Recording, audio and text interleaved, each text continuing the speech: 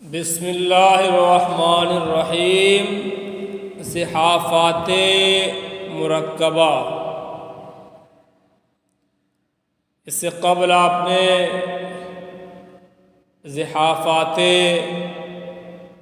مفردہ کا بیان پڑھا۔ پہلے آپ نے زحاف کی تعریف پڑھی، پھر زحاف کے متعلق چند باتیں اور پڑھے کہ کہاں واقع ہوگا، کہاں واقع نہیں ہوگا، جس جز میں زحاف ہو اسے کیا کہیں گے، جو زحاف سے سالم رہے اسے کیا کہیں گے۔ پھر زحافات کی دو قسمیں، ایک زحافات مفردہ اور ایک زحافات مرکبہ۔ زحافات مفردہ کا مطلب اور مفہوم کیا ہے، تو یہ لفظ مفرد سے ہی سمجھ میں آ رہا ہے کہ زحافات مفردہ کا مطلب کسی ایک تغیر کا نام ہے، یعنی جس کے اندر جو تبدیلی، جو تغیر واقع ہوگا وہ کسی ایک ہی حرف میں ہوگا، ایک سے زائد حروف کے اندر واقع نہیں ہوگا، جیسا کہ آپ نے زحافات مفردہ کی مثالوں میں دیکھا کہ خبل ہو، اضمار ہو، وقت، عقل، کف وغیرہ، سب میں کہیں ایک حرف کو حذف کرنا ہے تو کہیں ساکن کرنا ہے، یہی ہوا، ایک سے زائد کا نہیں۔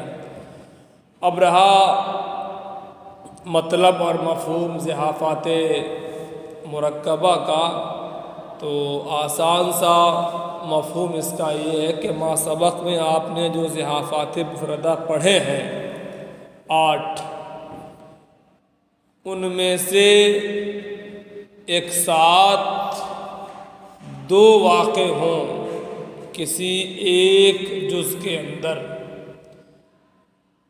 کسی جز کے اندر ایک تبدیلی، ایک تغیر نہیں بلکہ ایک سے زائد 2 تبدیلیاں، 2 تغیر کا وقوع ہو، 2 جز کے 2 حرفوں میں اندر چینجنگ ہو، ہاں کچھ کا کچھ ہو جائے، تو اگر اس طرح کا تغیر، اس طرح کی تبدیلی ہے، یعنی جز کے 2 حرفوں کے اندر تغیر یا تبدیلی واقع ہو رہی ہے، ایک حرف میں نہیں، تو ایسے تغیر اور تبدل کو بھی زحاف کہیں گے، مگر اس کو نام دیں گے زحاف مرکب، زحافات مرکبہ کہیں گے ایسے تغیرات و تبدیلیوں کو۔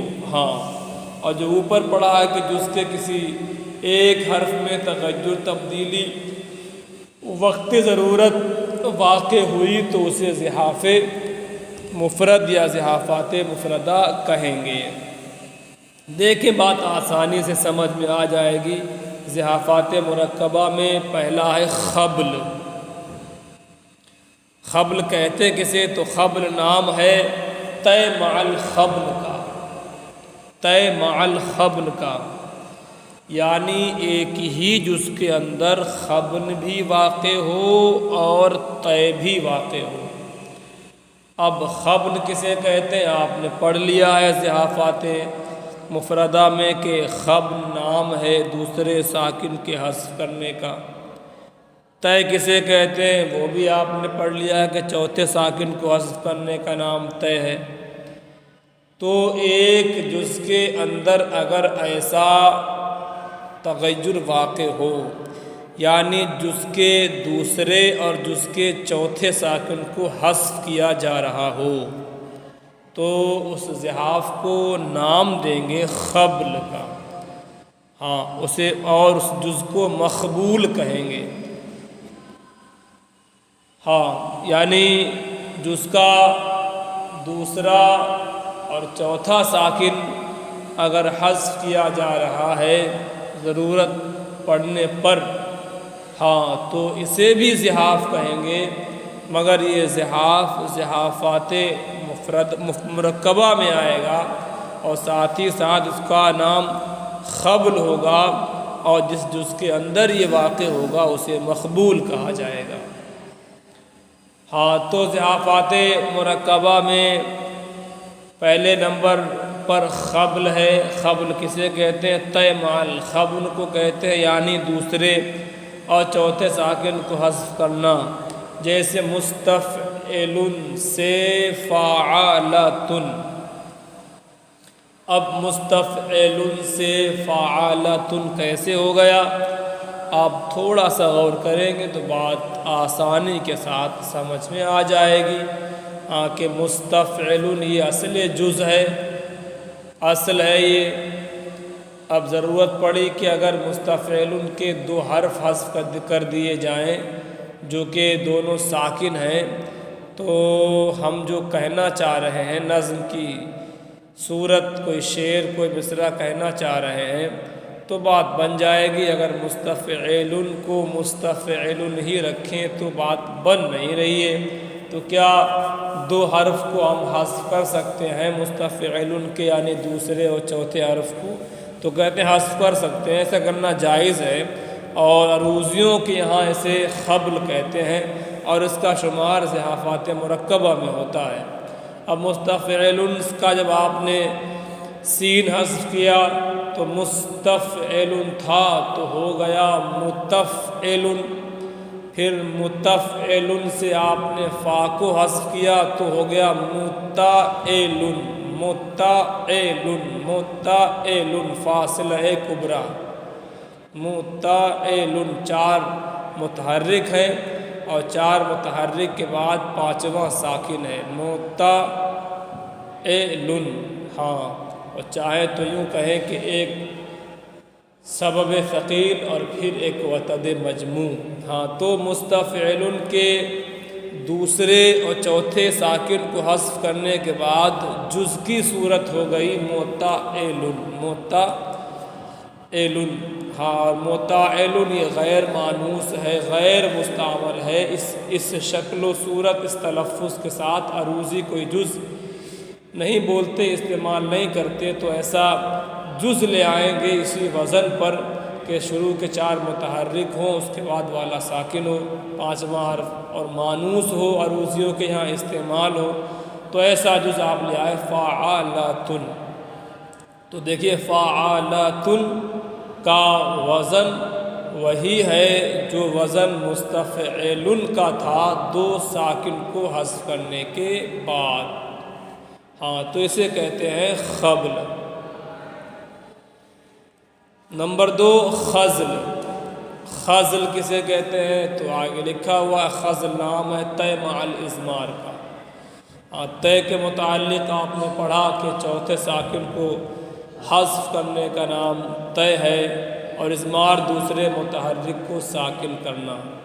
تو جس کے دوسرے متحرک کو ساکن کیا جائے اور چوتھے ساکن کو حذف کیا جائے، جس کے دوسرے متحرک کو ساکن کیا جائے اور چوتھے ساکن کو حذف کیا جائے، تو ایسی تبدیلی، ایسے تغیر کا نام فن عروض میں خزل ہے، اور ضعافات مرکبہ میں سے شمار کیا جاتا ہے۔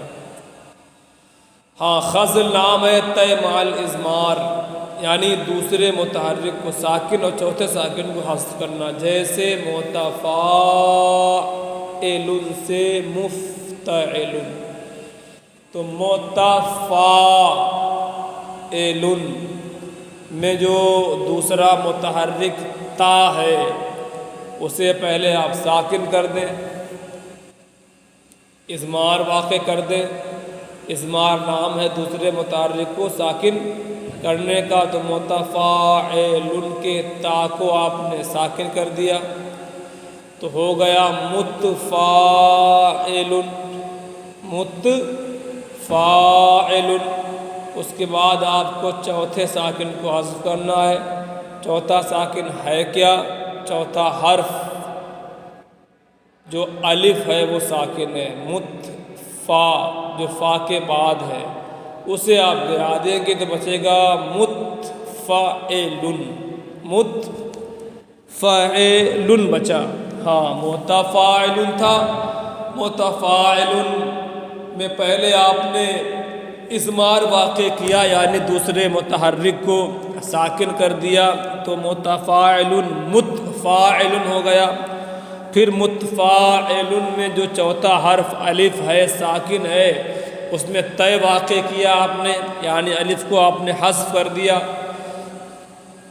تو ہو گیا متفاعل، متفاعل کی جگہ پر مفتعل، متفاعل مفتعل، ہاں دونوں کا وزن ایک ہی ہے، فرق اتنا ہے کہ متفاعل یہ غیر مانوس ہے اور مفتعل یہ مانوس استعمال ہے۔ نمبر 3 شکل، شکل کہتے ہیں کف مع الخبن کو۔ کف آپ کسے کہتے ہیں تو آپ نے پڑھا کہ کف نام ہے ساتویں ساکن کو حذف کرنے کا اور خبن نام ہے دوسرے ساکن کو حذف کرنے کا۔ تو جس کے اندر وقت ضرورت دوسرے ساکن اور ساتویں ساکن کو ایک ساتھ حذف کیا جا رہا ہو تو فن عروض میں اسے نام دیں گے شکل کا، یعنی اسے شکل کہیں گے۔ جیسے فاعلات سے فعلات، ہاں تو فاعلات میں جو ساتواں ساکن نون ہے پہلے آپ اسے حذف کر دیں تو فاعلات سے جب آپ نے نون کو گرایا تو بچا فاعلات، فاعلات۔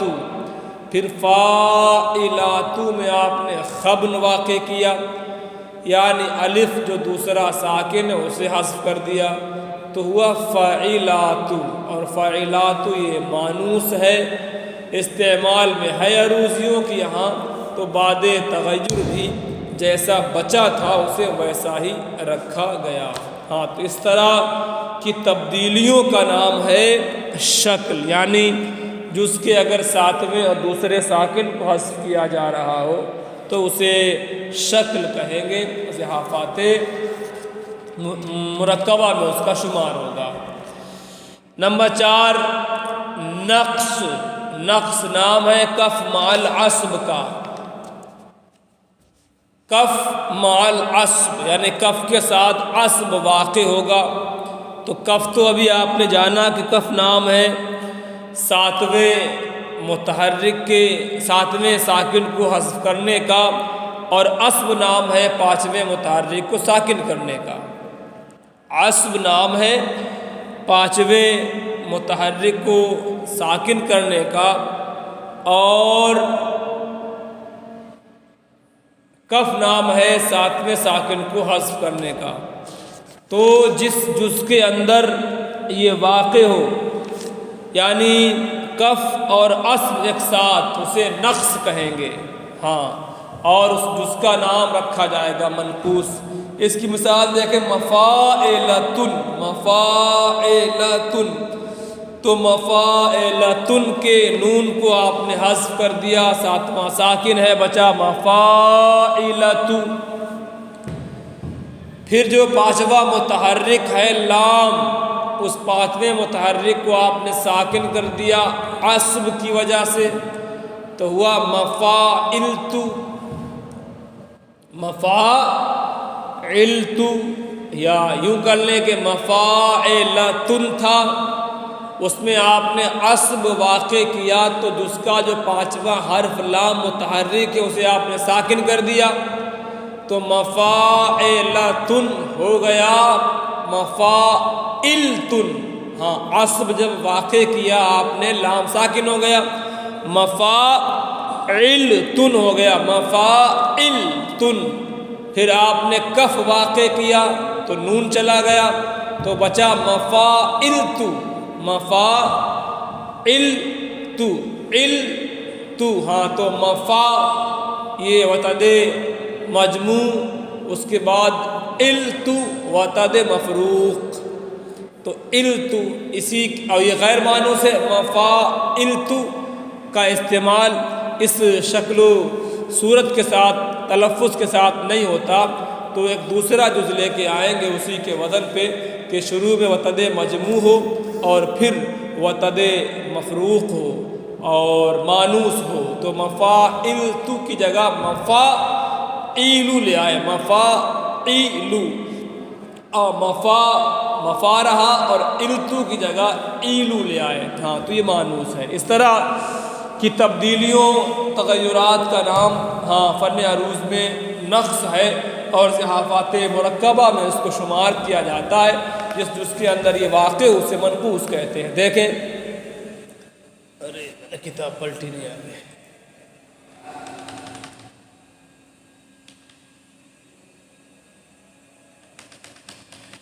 کہتے ہیں جن اجزاء میں یہ صحافات آتے ہیں ان کو علی ترتیب مقبول، یعنی خبل واقع ہو تو اس جز کو مقبول کہیں گے، اور خزل واقع ہو تو مخزول کہیں گے، شکل واقع ہو تو مشکول کہیں گے، نقص واقع ہو تو منقوص کہیں گے.